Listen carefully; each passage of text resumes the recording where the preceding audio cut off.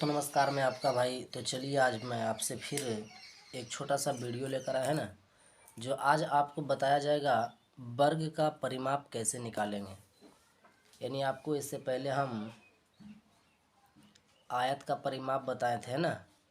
तो चलिए आज देखते हैं कि वर्ग का परिमाप कैसे निकालेंगे। तो समझिए, देखिए यहाँ पर कह रहा सबसे पहले कि वर्ग है ना।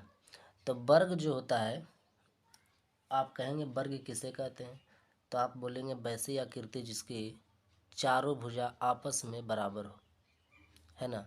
यानी चारों भुजा जब आपको बराबर होगा तो वह वर्ग कहलाएगा। जैसे आप यहाँ समझ सकते हैं, देखिए एक भुजा ये है 5 सेंटीमीटर और एक भुजा ये 5 सेंटीमीटर है, यानी दो भुजा आपको लिख दिया है ना। तो आपको हम बता रहे हैं कि वर्ग की चारों भुजा आपस में बराबर होती है। तो जब ये 5 है तो ये भी 5 होगा, और जब ये 5 है तो ये भी 5 होगा, और ये भी 5 होगा, है ना।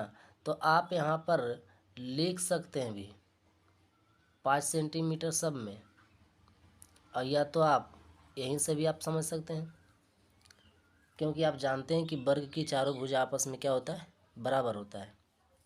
तो परिमाप आप कैसे निकालेंगे, तो आप जानेंगे कि वर्ग का परिमाप वर्ग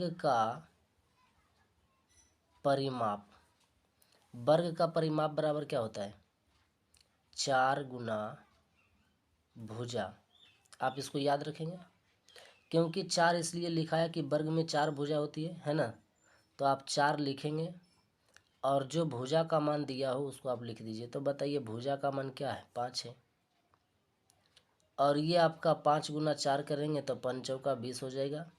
जो आपका सेंटीमीटर में है तो आप सेंटीमीटर लिखेंगे।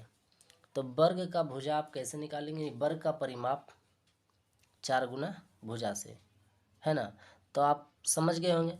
उसी प्रकार से आपको एक और दिया हुआ है कि ये देखिए वर्ग है ना, ये 2 नंबर में, और इसकी भुजा 10 सेंटीमीटर दिया है।